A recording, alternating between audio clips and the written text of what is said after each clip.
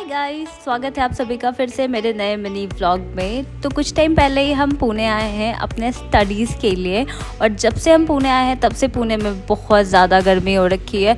तो हमने ली है एक सेकंड हैंड फ्रिज, क्योंकि हमारा खाना बहुत ज़्यादा वेस्ट हो रहा था, तो हमें काफ़ी ज़्यादा ज़रूरत थी। अब फ्रिज लिया है तो उसके अंदर रखने के लिए सामान भी तो चाहिए, तो हम चले गए थे डीमार्ट और वहाँ से हमने लिया है ये बॉटल, जो कि काफ़ी अच्छी प्राइस में थी और काफ़ी ज़्यादा अच्छा इसका क्वालिटी है। उसके बाद हमने लिया है ये मशरूम, ये भी काफ़ी अच्छे डील में मिली थी। नेक्स्ट मैंने लिया है ये मटर, एंड उसके बाद हमने लिया है ये काजू कतली अमूल का, और इसको मैंने पहले भी खाया है, टेस्ट काफ़ी अच्छा ही है। उसके बाद चीज़ लिया, दूध लिया, और नेक्स्ट मैंने लिया था ये फियामा का जेल, बॉडी जेल।